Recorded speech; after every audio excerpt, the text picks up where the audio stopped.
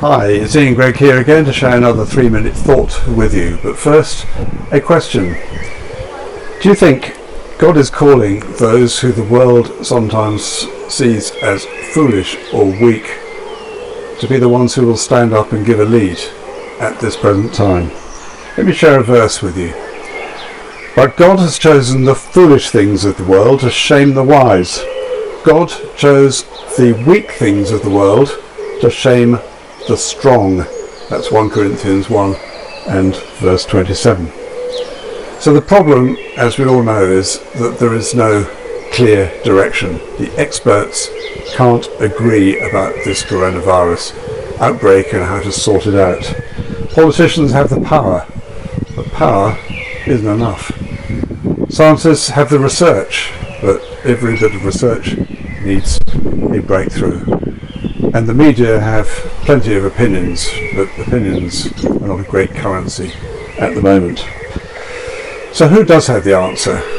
Well, clearly, God does, but we need to ask him.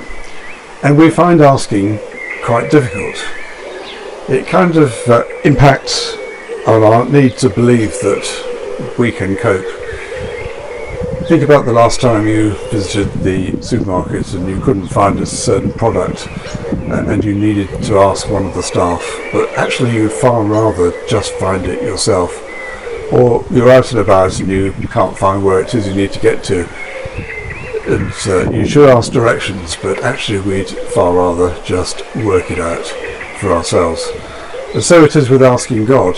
We come to that a bit late because we'd rather work things out for ourselves.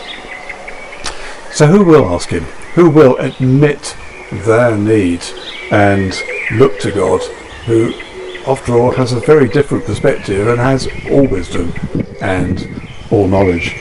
Well, I would suggest it would be the people who have had an encounter with God, who have seen something of his might and his majesty and his holiness and been changed as a result.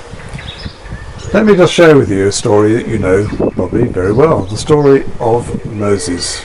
Moses was brought up as an Egyptian prince, and then he had a real burden to achieve some justice for his oppressed countrymen, and he tried, but he didn't do it very well, and as a result he went into exile and had to be tending sheep for his father-in-law Jethro for quite a long time.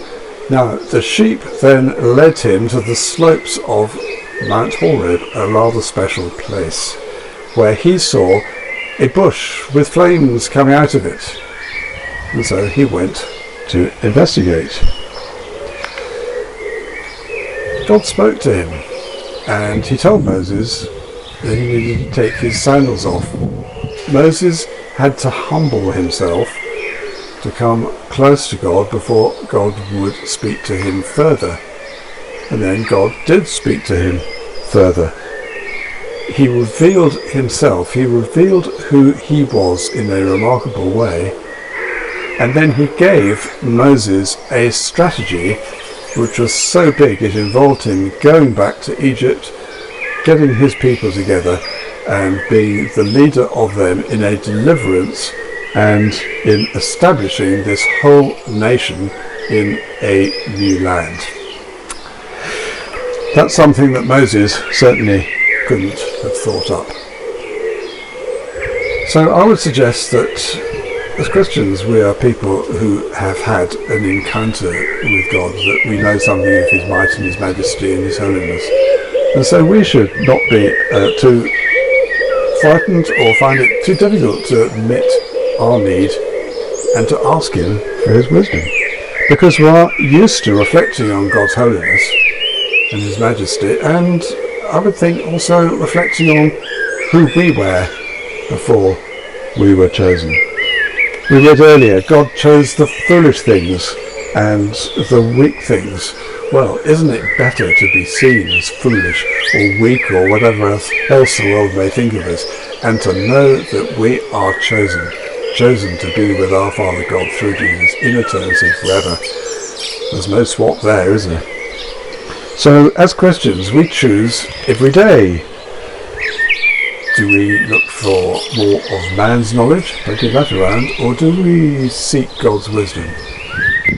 And do I do what I want to do, or do I try to find God's way? Those are the kind of choices that come to us all the time.